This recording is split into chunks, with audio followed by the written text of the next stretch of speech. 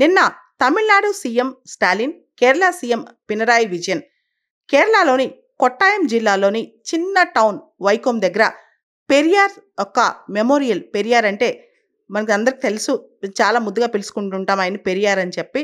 ఆయన శ్రీ రామస్వామి నాయకర్ ఆయన మెమోరియల్ను ఇనాగ్రేట్ చేశారనమాట. ఏదైతే రెనోవేట్ చేశారో ఆ మెమోరియల్ దాన్ని ఇనాగ్రేట్ చేశారు. ఈ ఇనాగ్రేషన్ అనేది తమిళనాడు, కేరళకు సంబంధించిన ఒక ముఖ్యమైన వ్యక్తి, ముఖ్యమైన అంశంగా భావించి ఇరు రాష్ట్రాలు కూడా సత్సంబంధాలతో ముందుకొస్తూ వైకోం అనే అంశం మీద రెండు రాష్ట్రాలు గత సంవత్సరం నుంచి కూడా ఒక సెంచనరీ సెలబ్రేట్ చేస్తూ 1 ఇయర్ పాటు 2024 నుంచి 2023, 2024 నుంచి 2025 వరకు ఇయర్ లాంగ్ సెలబ్రేషన్స్ తీసుకొచ్చాయన్నమాట 100 సంవత్సరాల వైకోం సత్యాగ్రహకి. వైకోం సత్యాగ్రహ అనేది ఒక సోషల్ మూవ్మెంట్ అన్నమాట, ఒక సామాజిక ఉద్యమం.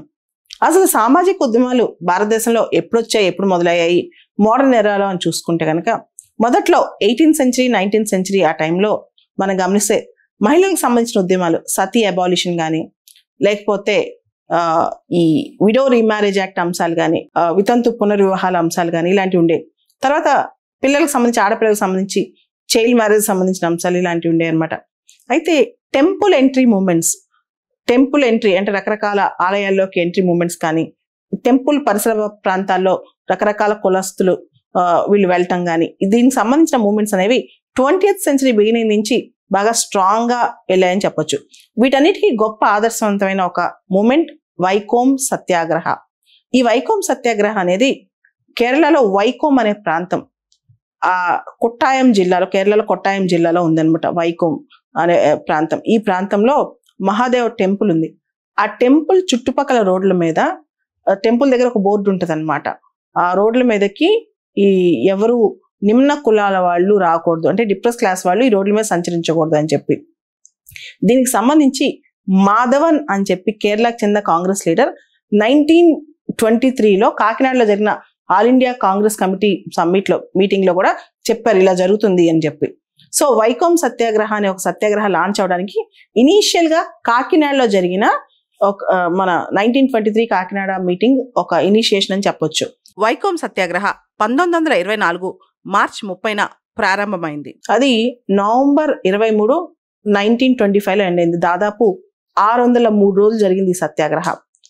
మొత్తం 603 రోజులు చాలా వైబ్రెంట్ గా కంటిన్యూస్ యాజిటేషన్ అనమాట. It is a non violent movement. సత్యాగ్రహ అహింసా పద్ధతిలో జరిగింది. దీనిలో గాంధీ గారు ఇచ్చిన స్ఫూర్తి, గాంధీ గారు ఇచ్చిన గైడ్ లైన్స్, ఆయన డైరెక్షన్స్ కూడా చాలా వరకు సత్యాగ్రహీస్ ఫాలో అయ్యారనమాట. వైకోం సత్యాగ్రహలో మాధవన్ చాలా ఇంపార్టెంట్. ఆయన కాంగ్రెస్ లీడర్.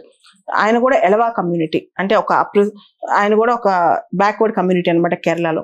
మాధవన్, కెల్లప్పన్, కేశవ మీనన్ ఈ ముగ్గురు చాలా ఇంపార్టెంట్. ఈ ముగ్గురు కలిపి వైకోం సత్యాగ్రహాన్ని చాలా ముందుకు కూడా తీసుకెళ్లారని చెప్పొచ్చు.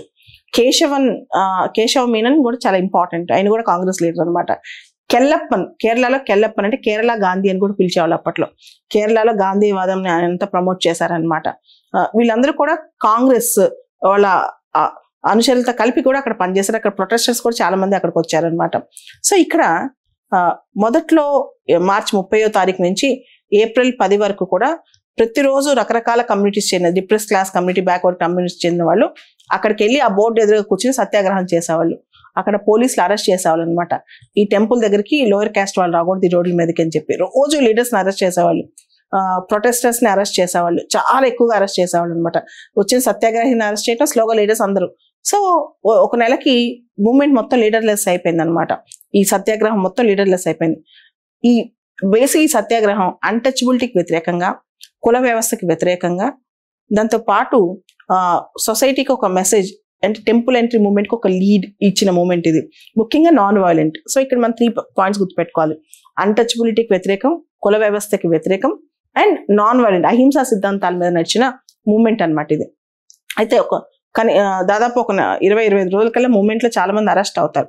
ఆ టైంలో జార్జ్ జోసెఫ్ అనే కేరళకు చెందిన ఒక అడ్వకేట్, ఆయన పెరియార్ అంటే ఈవి రామస్వామి నాయకర్, తమిళనాడులో ఉన్న యాక్టివిస్ట్, సోషల్ రిఫార్మ్ మూవ్మెంట్ కి కబురు చేస్తారనమాట.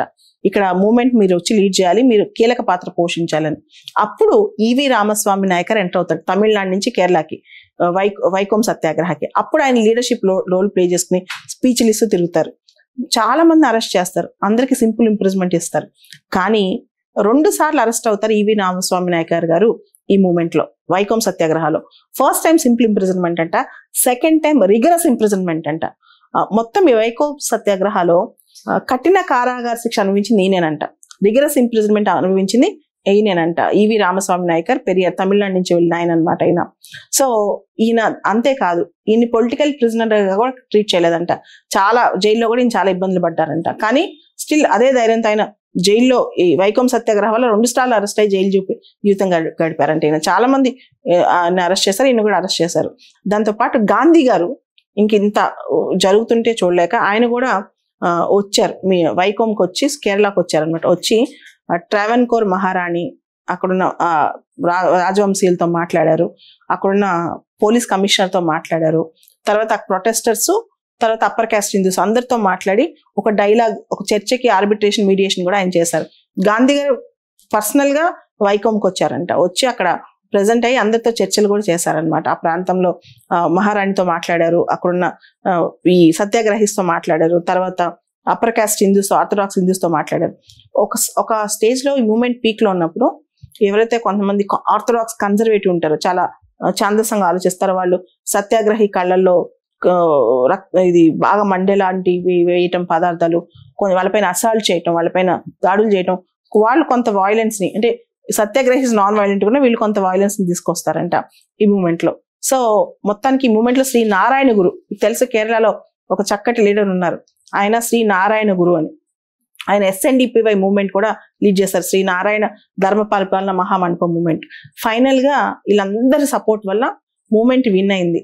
అయితే మొత్తం మహాదేవ టెంపుల్, కేరళలో వైకోంలోని మహాదేవ టెంపుల్ కి వెస్ట్రన్, నార్దర్న్, సదరన్ ఉన్న రోడ్స్ లో ఏ కులవస్తులైనా వెళ్ళొచ్చు.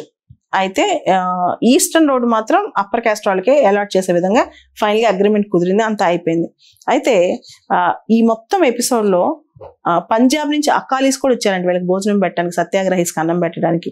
అలానే మద్రాస్ ప్రెసిడెన్సీ వాళ్ళు డబ్బులు కూడా ఇచ్చారంట కాంగ్రెస్ పీపుల్ వీళ్ళకి ఈ సత్యాగ్రహిస్కి సపోర్టివ్ గా. సో దాంతో పాటు మొత్తం ఎపిసోడ్ లో మనం గమనించాల్సింది ఉమెన్ పార్టిసిపేషన్ చాలా ఎక్కువ ఉందంట. మహిళలు కూడా వచ్చి పార్టిసిపేట్ చేశారు టెంపుల్ ఎంట్రీ ఇష్యూస్ లో, మహిళలు కూడా పార్టిసిపేట్ చేశారు. పెరియార్ ఈవి రామస్వామి నాయకర్ వాళ్ళ వైఫ్ కూడా వచ్చిందనమాట. సో ఈ ఈవి రామస్వామి నాయకర్ ని ఈ మూమెంట్ లో వైకోం వీరర్ అని కూడా పిలుస్తారు, వైకోం సత్యాగ్రహ హీరో, ఈ సత్యాగ్రహాన్ని లీడ్ చేసిన హీరో అని కూడా పిలుస్తారు అనమాట. సో ఇది కూడా చాలా ఇంపార్టెంట్ పాయింట్, ఉమెన్ కూడా ఉన్నారు దీనిలో, దాని తర్వాత హీరో అని చెప్పి. అయితే ఈ సత్యాగ్రహం వల్ల గాంధీ గారికి తర్వాత ఈవి రామస్వామి నాయక్ గారికి అభిప్రాయ భేదాలు వచ్చాయంట. గాంధీ గారు ఈ మొత్తం ఈ వైకోం సత్యాగ్రహాన్ని హిందూ రిఫార్మ్ మూవ్మెంట్ గా ట్రీట్ చేస్తే, పెరియార్ ఏమో దీన్ని ఒక సోషల్ రిఫార్మ్ మూవ్మెంట్ గా ట్రీట్ చేశారంట. అంటే సామాజికంగా అన్టచబిలిటీ అనే అంశం ఇది చాలా పెద్ద ఇష్యూ అని చెప్పి చేశారు. కానీ గాంధీ గారేమో దాన్ని ఓన్లీ హిందూ రిఫార్మ్ మూవ్మెంట్ గా చూసారు. దీనిలో పెద్ద డిఫరెన్స్, ఇద్దరి మధ్య క్లాష్ వచ్చింది. ఆ తర్వాత ఈవి రామస్వామి నాయకర్ కాంగ్రెస్ నుంచి బయటకు వెళ్ళిపోవడం కూడా జరిగిందంట. దాంతోపాటు ఇందాక చెప్పినట్టు జార్జ్ జోసెఫ్ అనే ఒక అడ్వకేట్, ఆయన కూడా ఈ విషయంలో గాంధీ గారితో అభిప్రాయ భేదం వెళ్ళబుచ్చారంట. ఇదంతా మొత్తం జరిగింది వైకోం సత్యాగ్రహ. వైకోం సత్యాగ్రహ తర్వాత వీళ్ళందరికీ ఆ రోడ్స్ మీద వెళ్ళే అవకాశం కలిగినప్పుడు విక్టరీ సెలబ్రేషన్స్ కి కేరళైట్ కాకుండా నాన్ కేరళైట్ ని పిలిచి, అంటే ఈవి రామస్వామి నాయకర్ని పిలిచి ఆయన మంచి గెస్ట్ లాగా అక్కడ పిలిచి ఆయన్ని సన్మానం కూడా చేశారంట. అంత గొప్ప హీరో అయ్యారు వైకోం సత్యాగ్రహి పెరియార్ ఈవి రామస్వామి నాయకర్ గారు. మీ అందరికి తెలిసే ఉంటుంది, ఈవి రామస్వామి నాయకర్ గారు తమిళనాడులో సెల్ఫ్ రెస్పెక్ట్ మూవ్మెంట్ కూడా లీడ్ చేశారు, తమిళనాడులో మనం గమనిస్తే కనుక.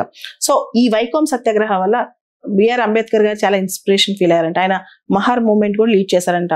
సో బిఆర్ అంబేద్కర్ గారు దీన్ని గమనిస్తున్నారు, తర్వాత ఆయన కూడా దీన్ని లీడ్ గా తీసుకున్నారు. తర్వాత ఇండియాలో చాలా గాంధీ గారు దీని తర్వాత అన్టచబిలిటీని ఒక థీమ్ గా తీసుకుని ముందుకెళ్ళడం జరిగింది. And all India Congress committee కూడా మనం గమనిస్తే అంతకు ముందే అక్కడి నుంచి అన్టచబిలిటీ అనే థీమ్ ని చాలా కన్స్ట్రక్టివ్ ప్రోగ్రామ్ లో భాగంగా చేసుకున్నారు. సో ఇవన్నీ కూడా వైకోం సత్యాగ్రహకి కనెక్టింగ్ పాయింట్స్ అని చెప్పుకోవచ్చు. దాంతో పాటు వైకోం సత్యాగ్రహ అనేది అన్టచబిలిటీ అనే కాన్సెప్ట్ ని చాలా వరకు తీసుకొచ్చింది. యాక్చువల్గా వైకోం సత్యాగ్రహాన్ని పాన్ ఇండియా మూవ్మెంట్ చేద్దాం అన్న తరుణంలో గాంధీ గారు దాన్ని లోకల్ మూవ్మెంట్ గా ఉంచమని చెప్పారంట. ఇది కూడా న్యూస్ లో వస్తుంది అనమాట. ఓవరాల్ గా వైకోం సత్యాగ్రహం మీద ఈ సంవత్సరం ఫిలిమ్స్ లో క్వశ్చన్ రావచ్చు.